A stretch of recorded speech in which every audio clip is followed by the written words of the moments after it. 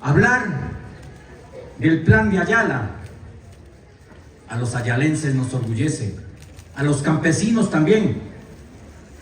Pero vayamos a qué es lo que originó este documento agrario que tanto requería el campo mexicano.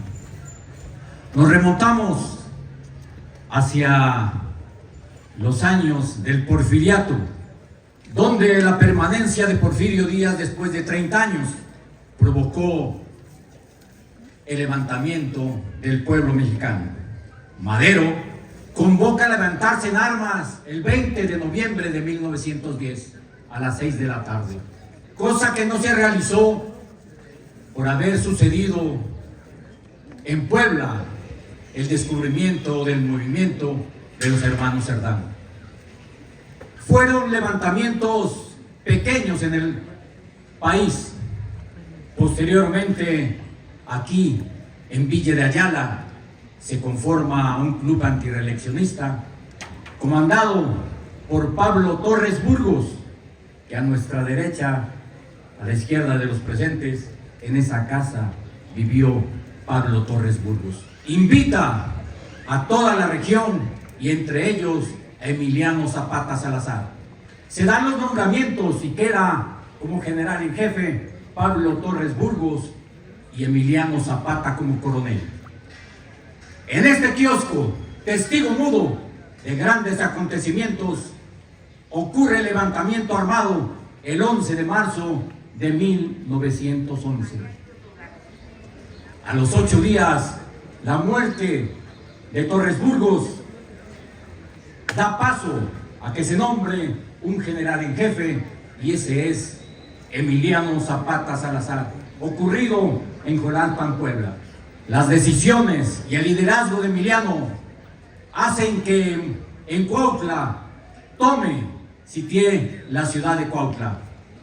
Duró del 11 al 19 de mayo de 1911 la toma de Cuautla. Y esto provoca, junto con la toma de Ciudad Juárez, el derrocamiento del porfiriato.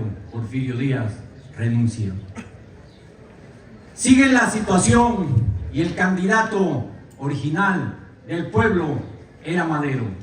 Hay pláticas con Emiliano Zapata, ya como general en jefe, y durante esas pláticas, durante los licenciamientos, en agosto, durante ese mes, el 21 de agosto de 1911, en esa iglesia también fue testigo de la boda de Emiliano con Josefa Espejo. Muchos historiadores no lo creen, no lo asientan y preguntan: ¿qué testimonios hay? El testimonio es que el cura Lorenzo Baigorri fue el que los casó. En los patios de esa iglesia hay 2 campanas en honor a Lorenzo Baigorri, que fue fusilado por ser partidario del general Emiliano Zapata Salazar. Posteriormente llega la elección, triunfa Madero. Se dan el proceso para que Madero tome posesión el 6 de noviembre de 1911, y ya como presidente de la República manda un mensaje al general Emiliano Zapata Salazar. Precisamente ahí, atrás de ustedes, al frente de nosotros, en esa escuela Torres Burgos, era la presidencia municipal, la primera presidencia municipal cuando se creó el municipio de Ayala en 1868. Todavía pertenecíamos al Estado de México. En ese lugar fue escenario también de grandes conferencias entre el brazo derecho de Madero, que fue el licenciado Gabriel Robles Domínguez.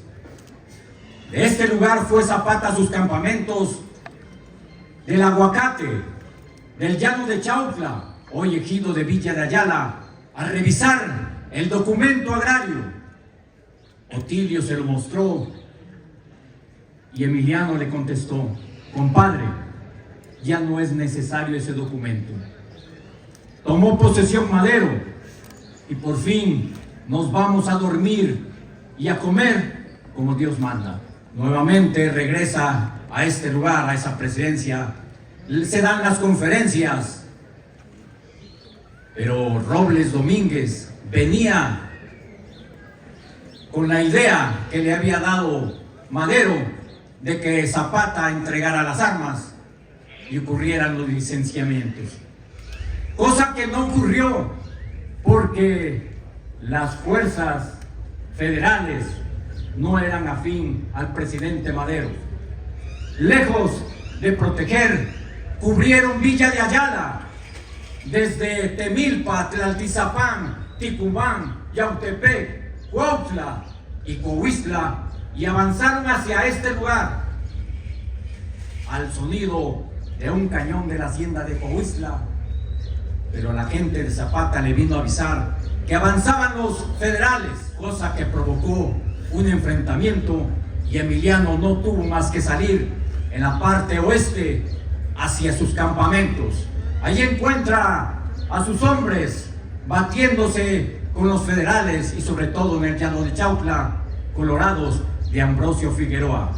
No tuvo más remedio que salir hacia el oriente, hacia el estado de Puebla, pero antes de pasar a los límites del estado de Puebla, en Cerro Prieto, a un lado de Ajuchitlán, municipio de Tlaquiltenango, se detiene y empieza a mandar a algunos soldados a que se concentren en los límites de Puebla, en Jolalpan, donde él pretendía retomar ese documento agrario, pero con modificaciones.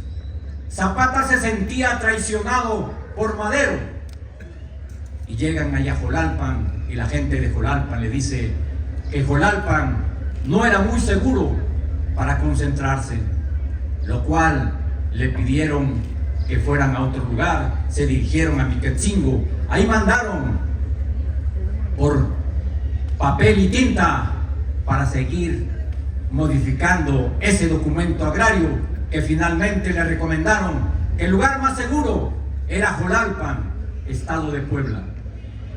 Ahí se concentró la fuerza zapatista, ahí terminaron de dar los últimos toques a este plan. Y les vuelvo a repetir, la primera modificación fue el desconocimiento a Madero como presidente de la República y reconocer como jefe revolucionario a Pascual Orozco.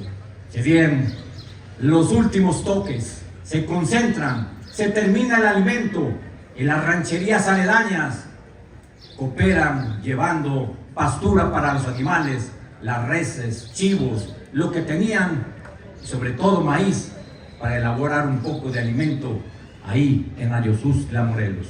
Lo que a la par, allá también festejan la promulgación del Plan de Ayala. ¿Y por qué Plan de Ayala? Porque una vez que fue terminado ese documento, Otilio Montaño le pregunta a Emiliano: compadre, ¿qué lugar y fecha le pongo?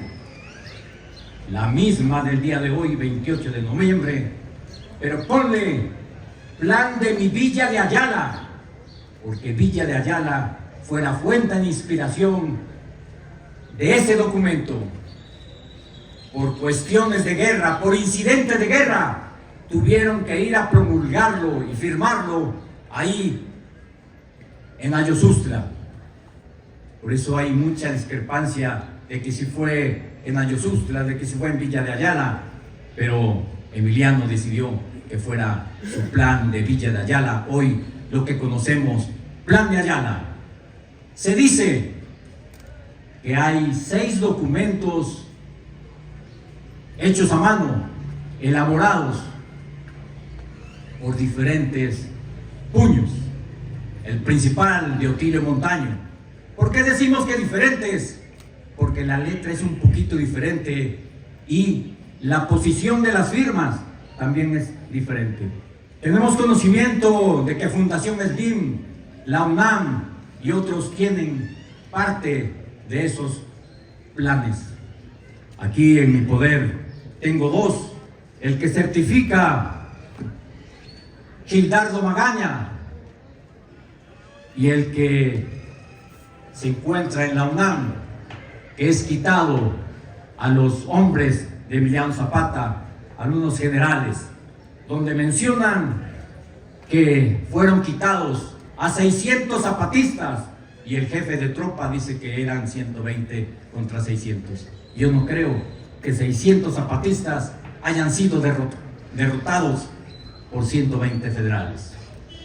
Para ello me voy a permitir que el señor presidente municipal entregue a nuestra gobernadora estos 2 santos que tenemos a la mano. Hacen falta 4, y de estos documentos también, después de haberlos firmado en Ayosustla, se trasladan a Juchitlán, municipio de Tlaquiltenango, para mandar traer al cura de Huautla y pedirle que transcribiera en su máquina de escribir 30 documentos que fueron entregados a diferentes estados y a diferentes países, entre ellos Cuba, y uno de ellos se le envía a Gildardo Magaña en la Ciudad de México para que éste lo lleve a un periódico, y el único periódico que aceptó hacerlo fue el Diario del Hogar, con consentimiento de Madero, y es lo que se publica, el Plan de Ayala, y así es como